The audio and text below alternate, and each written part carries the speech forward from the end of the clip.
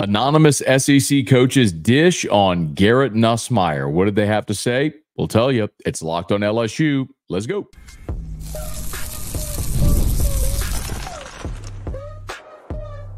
You are Locked on LSU, your daily podcast on the LSU Tigers. Part of the Locked On Podcast Network, your team every day. Okay, let's get it. It is Locked on LSU, your team every day. I'm your host, Matt Moscona. Thanks for making us your first listen every day. We are free, available wherever you get great podcasts. And today's episode is brought to you by Ultimate College Football HC, a brand new mobile game that is completely free, has no ads, and 100% playable offline. Use the promo code LOCKEDONCFB, all caps, LOCKEDONCFB, inside the game store to receive a free boost to your program. Begin your coaching legacy today. Got a ton to get to. Five-star safety Jonah Williams set to make his commitment on Saturday. There was a prediction from a national recruiting analyst. Well, Jonah Williams replied to that prediction. We'll show you that here in a bit. We'll talk about LSU's tight end room. Former All-SEC tight end Richard Dickson joins us on the show today to tell you a little bit about Mason Taylor, Kamorian Pimpton, and Trey'Dez Green, what he thinks his expectations are. But I do want to begin in just a moment here with an anonymous SEC coach dishing on Garrett Nussmeier. But just as I was set to record the episode on Thursday night, LSU made a pretty important announcement that I know a lot of LSU fans are pretty keen on. So the number 18 jersey and number 17 and number 7 jersey mean a lot to a lot of LSU fans. Tigers practiced on Saturday night inside of Tiger Stadium. And afterwards, they made their announcements, and there will be 2 number 18s and 2 number 7s. So Josh Williams and Greg Penn will share the honor of wearing number 18 at LSU this year. And Harold Perkins will join Will Campbell in wearing number 7. So the tradition of the number 18 jersey continues. Of course, started with Matt Mock back in 2003, passed it on in 2004 to Jacob Hester, and that tradition has continued ever since, wearing the number 18 jerseys all the way back throughout the years. It's been a pretty decorated group. Most recently, obviously, you can look at the guys like B.J. Ojolari in 2022, Avery Atkins, and Damone Clark in 2021 and 2020, Chris Curry, Lloyd Cushenberry, Caleb Monchasson, Foster Moro, Christian Lockature, J.D. Moore, Tre'Davious White. The list goes on and on and on. But it's something that's meant a lot to a lot of people. And congrats to Josh Williams, a guy that started his career as a walk-on at LSU and is poised to be the starting running back in his 6th season. On the flip side, of course, Greg Penn has been a guy that waited his turn, was part of the rotation certainly a year ago, and this year proves to be a starter for LSU alongside Harold Perkins and a pretty big influencer on the defensive side of the ball. And what can we say about Harold Perkins? I know there's a lot of people who have, me included, who have talked a lot about what Harold Perkins' role and position will be in Blake Baker's defense, moving him back to the off-ball linebacker spot. But one thing's been very clear is that they have moved him around defensively, almost like a queen piece on the chessboard, and he has influenced at every single spot he's been, whether it be off-ball linebacker, lining up in a pass rush position on the edge, dropping in coverage. Excited to see what Harold Perkins may be this season in 2024. Okay. Much more certainly on that. If you got reaction, would love to hear it. Just drop your comments drop your reaction in the comments to this post on YouTube, or of course on your favorite podcast app. So, usually when people are granted anonymity, they're going to be more honest, right? It's typically how that goes. Now, not always. The opposite can also be true. If someone's granted anonymity, then there's no repercussions for lying. No one knows who told the lie. But by and large, I think the idea is if you grant someone anonymity, then they're going to tell you the truth because they don't have to worry about who knows what they said. That's why a lot of times in media, you see news attributed to anonymous sources. Well, every year around this time, I really do like when media outlets talk to coaches or people with knowledge and influence, give them anonymity and ask them to speak. Now, one of the things that every year when we talk about this, I have to mention is you have to trust the source. So, for example, what I'm about to share with you is a piece that Adam Rittenberg over at ESPN did. Now, if you love college football and you read ESPN.com, you probably know who Adam Rittenberg is. Spent a lot of years covering the Big Ten. Now he's a general college football writer with a focus on the Big Ten, but he's a guy that has a lot of experience, a lot of credibility, and you would assume that there are coaches that would talk to him. So Adam Rittenberg did a piece where he gave coaches anonymity to talk about quarterbacks in their conference. So he went to Big Ten coaches and said, hey, I'll give you anonymity to tell me what you think about Will Howard at Ohio State. He went to the Big 12 and said to coaches, hey, I'll give you anonymity to tell me what you think about Jalen Daniels at Kansas, and so on. Well, there were a handful of SEC quarterbacks that he got comments on, and one of them is Garrett Nussmeier. So I want to read this quote. So this is a quote from a coach speaking anonymously about Garrett Nussmeier. Now, look, this could be Kirby Smart, and it could be a quality control assistant at Vanderbilt. You don't know who it is, and it's just one opinion. But I want to share the thoughts with you here. This is what this anonymous coach said about Garrett Nussmeier, quote, he's going to be an elite player. He's got great arm action. He's got great arm strength. He's got great anticipation. He knows the game. He's got just enough arrogance that he knows how to play quarterback. End quote. So, when you do a lot of media, let me just go back one month to SEC Media Days. So we're in Dallas, and when you're at Media Days, you end up doing a lot of interviews. And it's not that because I'm asked more than anybody else. It's just that it's a reciprocal thing around media, right? People need opinions of people that cover certain teams. So I have an Ole Miss guy on my show, and the Ole Miss guy has me on his show, and so on. So you end up doing dozens of interviews, and what happens generally is you answer the same question over and over and over again. So if someone who covers Mississippi State or Missouri or Ole Miss or Alabama or Arkansas or Texas has me on their show, they're going to say, hey, Brian Kelly, year 3, why is he so good? LSU's defense was really bad last year. They're going to be any better? Who replaces Jaden Daniels in the 2 first-round wide receivers, right? Like those are the questions you answer over and over and over again. So you end up like programming your answer. It's like clockwork. And so I'll tell you what my answer was on Nussmeier. This is exactly how I said it. If you had the time or the tolerance, and I don't believe you do, but if you had the time or the tolerance to go back and look at every interview and listen to every interview that I did at Media Days, you will hear some variation of this. When people ask me about Garrett Nussmeier, here it goes.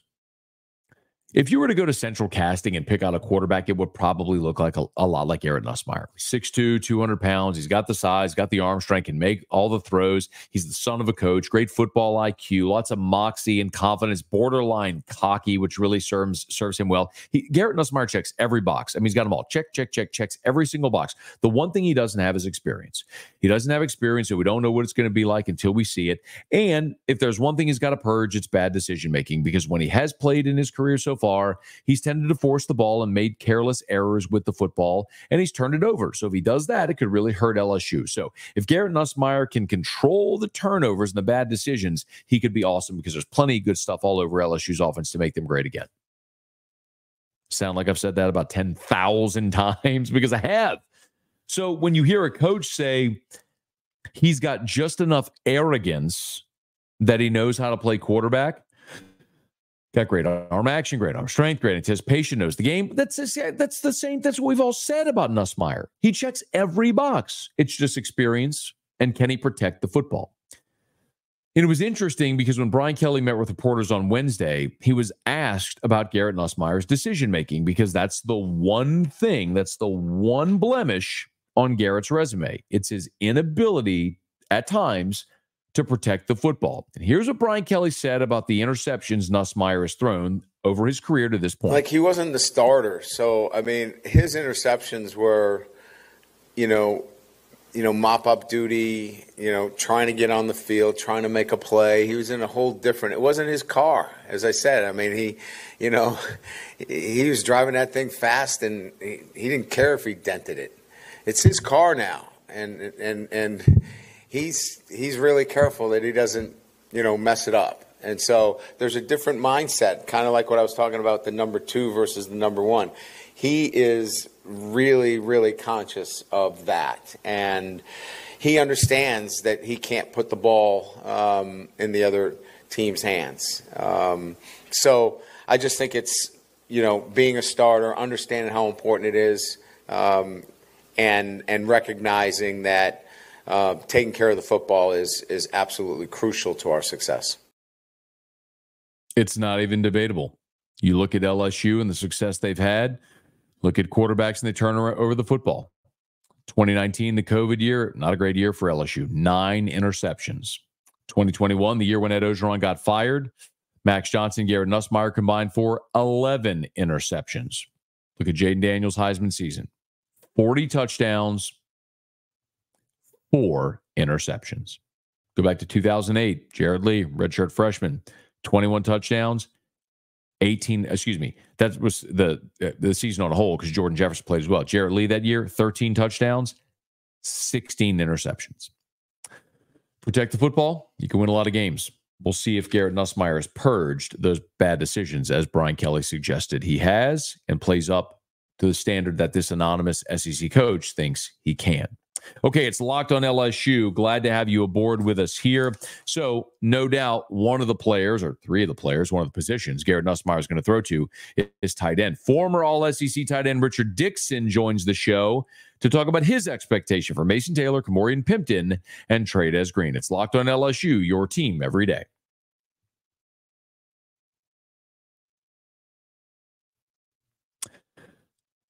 Hey, Locked on LSU fans. Got to take a quick minute here. Give you a heads up on a brand new mobile game I think you're going to love as much as I do.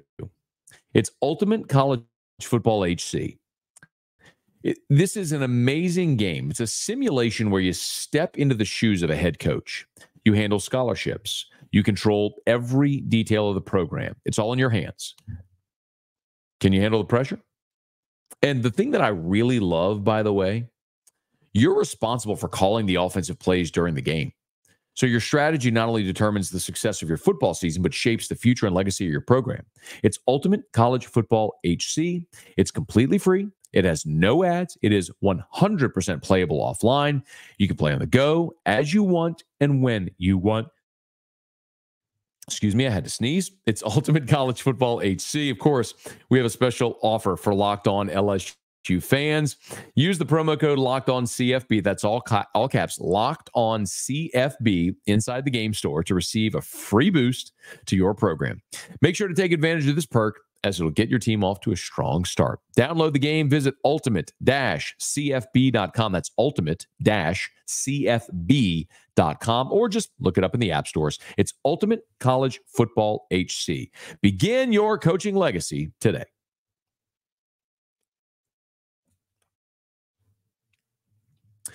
So I want to get to what former All-SEC tight end Richard Dickson had to say about Mason Taylor, Kamorian Pimpton, and Trey'Dez Green. But, of course, love to remind you, college football is back. Not too late to catch up before the season kicks off. Old habits die hard. SEC, ACC, Big 10, Big 12. You can get it all from Locked On stable of college experts by subscribing to the Locked On College Football podcast. Who has a chance to make the playoff? What teams will cause chaos in their new conference? Everything you need to know, all in one place. Be sure to follow and subscribe to the Locked On College Football podcast, part of the Locked On Podcast Network, your team every day. Of course, there's a lot of people expecting great things out of Mason Taylor this year. Oddly, when the preseason All-SEC coaches team was released on Thursday, Mason Taylor was third team. He had Cade Priestcorn from Ole Miss as the first team, Oscar Delp from Georgia's second team, and Mason Taylor third team preseason All-SEC. Odd, especially when you consider one of the NFL draft analysts that we talked about a week ago, Matt Miller over at ESPN, actually thinks Mason Taylor could be the best tight end in all of college football in next year's draft. but he might be the third best tight end in the SEC. Needless to say, former All-SEC tight end Richard Dickson, member of the 2007 National Championship team, former number 18 in his own right, didn't think too highly of where the SEC coaches slotted Mason Taylor. It's a joke. I mean, the guy is a freak. He's probably, in my mind, the best tight end to come through, since I played. He's got all the tools you need.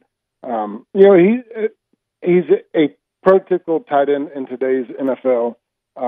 He's a pass catcher. He can block okay. He's not going to be a third down guy that you're going to run behind, but he's a guy that's a B-plus blocker. Him being third team to me is a joke. I mean, I was a third team. I think he's way better than I was. Hey, he's up to – what did you weigh, by the way, by the time you got to be a senior? I was 6'3", 245, 248. I was in that range, and he's he's 6'5", 255. I mean, that's where they have him listed. He's got all he needs. I mean, yeah, and he's filled out. He's a guy that is what I say is an NFL tight end. He's a 6'5" guy. He's 250. He can hold his own at the line, but he's also an elite pass catcher. What would it take, Rich, for his block? Because you said he's a B or B plus blocker. What would it take? I mean, I see 6'5", 255, and I go, well, that's a lot bigger. I mean, Rich, when he was a freshman, he was 6'4", 230 is about what he was listed at. So he's grown a couple inches and gained 25 pounds. Where could he improve as a blocker? That's a mindset. He's got to be an angry guy. You got to have a lot of internal aggression to be a blocker. I was a guy that when I came into LSU, I was 6'3", 235. Tommy Moffitt wouldn't let me leave the weight room without drinking 3 protein shakes, trying to get my weight up when I was younger. But it's a mindset. I was always undersized, but I was angry. I wanted to beat those guys. And that's where, I don't know how much he was asked to play in a blocking role in high school. You got to build that mindset. I was a defensive guy in high school. I was aggressive, wanted to go after people. But once you have the size, I know he has the strength. I talked to some of the weight room guys. He's a guy that busts his butt in the weight room. But it's a mindset. He's got to want to block, and he's got to be aggressive and go after him. High praise there from Richard Dickson on Mason Taylor. Certainly thinks he deserves better, but the blocking component for Mason Taylor is something that has undeniably improved. He's right now about 6'5", 6'6", 255 pounds, physical at the point of attack, and he has developed into a prototype NFL tight end and could very well, could be the first tight end off the board in next spring's draft and could very well break every receiving record for a tight end in LSU history. Now, the real fascinating test case is Kamorian Pimpton and Trey'Dez Green, because these are not prototypical tight ends. These are 6'6" and 6'7" young guys with long wingspans that can jump and catch the football, and they are dynamic in the pitch and catch game. But can they block? So we asked about Pimpton and Trey'Dez Green in our conversation with Richard Dickson as well. I know, look, the biggest thing about Brian Kelly coming here, I knew they were going to play a bunch of tight ends. And Pimpton, when you watch him in film, he's got the size. I mean, I think he's a 6'4", 6'5" guy, 240 to 250, whatever it is. But he's got the frame to be a guy. At this point, it's got to be a coaching standpoint. It's got to be in the locker room. It's got to be in the film room. It's a mindset. I mean, because you're going to have the strength, the ability, the size to block every DN. It's not the old days where the DNs are I played with Tyson Jackson, Ricky Jean. They were 285, 290 DNs. Now, you're looking at 255, 260. These guys are the right size. But I think Pimpton has everything he needs. He just got to work on his mindset and want to be the blocker and not be just a pass-catching tight end. Let me flip it over then to Trey'Dez Green. You say you saw him play at Zachary last year as a receiver. I mean, Rich, literally the first practice of fall camp when we went out there. I mean, he stole the show. Just this freakish ability. He's a freak. He is 6'7", 6'8", whatever it is. I mean, he's 235, 240. He's a man amongst children. When I watched him play against Central, I watched him play against, I think it was Catholic maybe. I went to 3 games last year, and he lined out wide. He ran a go route, and they gave him the ball. And that just speaks to his athletic ability. I mean, he's a guy that I think is going to be huge in short yardage situations, to where he's going to slide out the back and then the goal line, because he's a mismatch wherever he gets in the lineup. But he's not going to be a guy that I expect to run behind. If you're going to have to show a different look. You're going to have to show different looks where you're running the ball with him in there. But it's going to be very similar to was it Arik Gilbert? Yeah. When he came in the game, he was a backside cutoff. They weren't running that way. Here's my biggest question, Rich. I think we've all had this conversation about Pimpton and Green, and we've said, okay, those dudes are a nightmare in the red zone. I mean, you get around the goal line, just throw them the ball, throw it up. But if you do that, Rich, who do you take off the field? Like, are you taking Kyron Lacey or CJ Daniels or Mason Taylor off the field? That's the part where I'm like, I don't know how they get reps. No, and you're not going to be able to do that unless one of them commit to blocking. And I think that's where it's Pimpton. Pimpton has the ability. They have to go in with a two-tight situation, Mason Taylor and Pimpton, and be able to threaten them with a run game. If every time one of them come in the game, they know it's a pass, then you're taking an elite playmaker off the field. So I think, Mason Taylor, like I said, he's a BB plus blocker. You need Pimpton to be a C plus, B minus guy to where you can get behind him. You're not asking him to drive the guy off the ball. You're asking him to get in the way. So if you have situations where they can both be in there, you're still comfortable running the ball, then it opens up the playbook to where you can get into that. Really interesting perspective there from former LSU great, national champion, all-SEC tight end, Richard Dickson. It'll be fascinating to see how Brian Kelly, Joe Sloan use these three very different tight ends. All right, it's locked on LSU. It'll also be very interesting to see what Jonah Williams does. The number one safety in America set to make his announcement on Saturday. A national recruiting analyst made a prediction for Jonah Williams, and Jonah Williams replied to that national analyst's prediction. We're going to talk about it next. It's Locked on LSU, your team every day.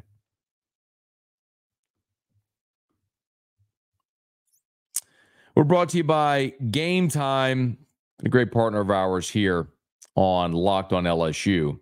And man, it's a great time of year to check out Game Time if you haven't yet.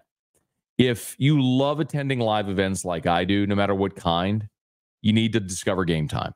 All summer, we've talked about attending Major League Baseball games, but concerts.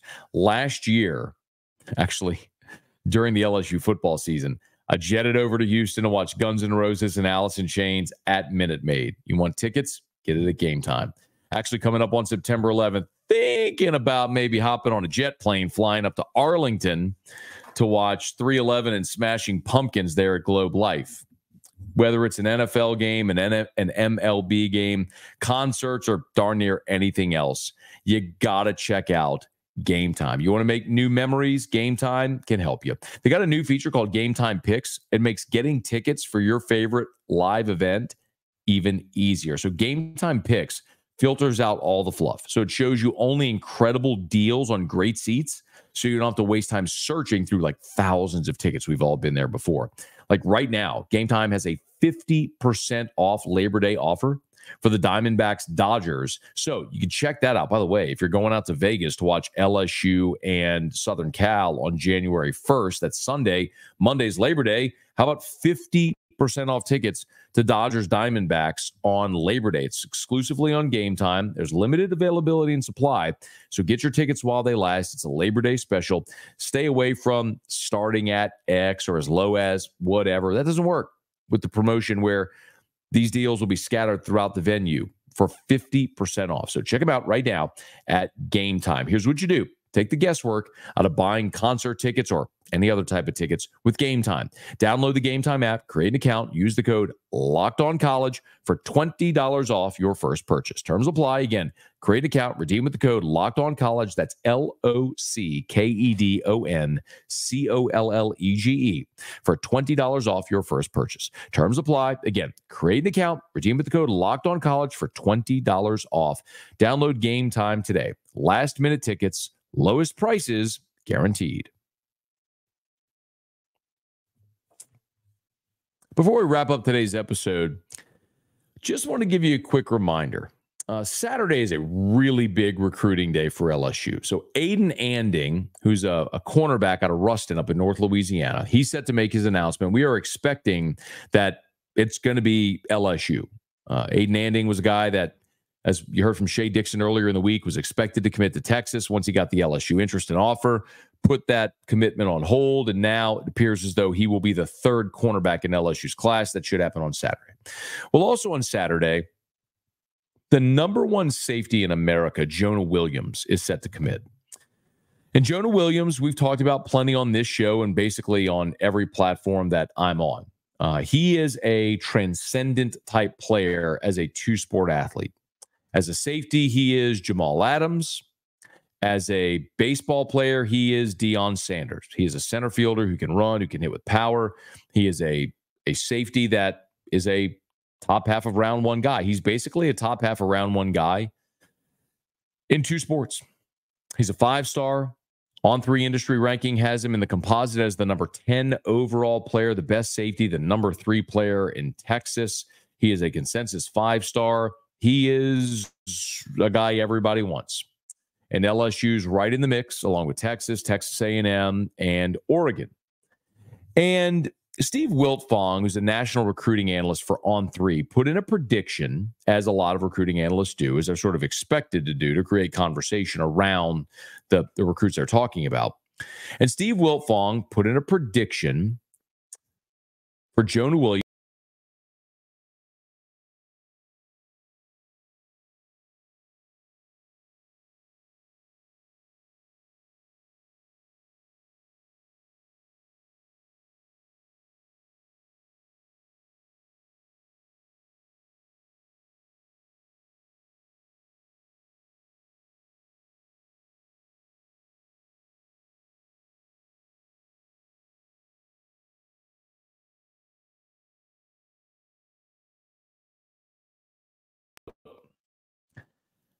I don't know what Jonah Williams is going to do.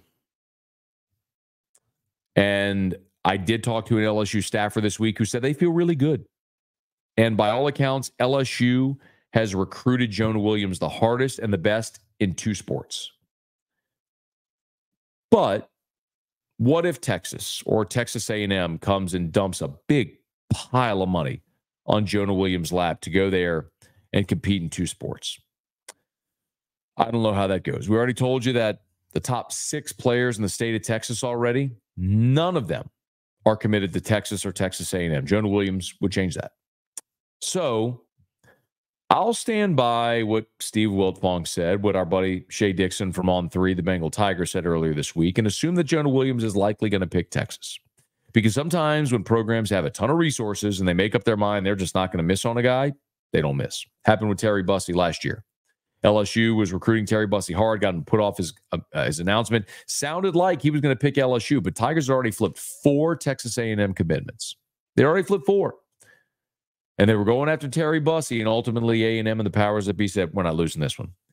So they opened the checkbook and did what they had to do, and I respect it. I think any program, any fan base would want their program to do the exact same thing for an elite player.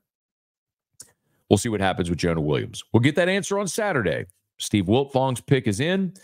Jonah Williams not really fond of Steve Wiltfong's pick, but we'll find out in short order. Okay, that's going to do it for us here on Locked On LSU. Thanks for making us your first listen today and every day. Now go check out Locked On College Football. From NIL deals to the never-ending conference realignment, rumors, Spencer McLaughlin gets you ready for an exciting season on the gridiron. You can find the link to Locked On College Football in the description of this episode, so you don't even need to search. It's part of the Locked On Podcast Network, your team every day. Okay, that'll do it for us here, y'all. Please smash that like button, subscribe to the channel, hit the bell so you're notified whenever we post a video on YouTube. If you're on podcast, thank you so much for being there as well. Please subscribe on your favorite podcast app, rate us, leave a review, and let a friend know they love the Tigers. We got you here every single day for Locked On LSU, your team every day.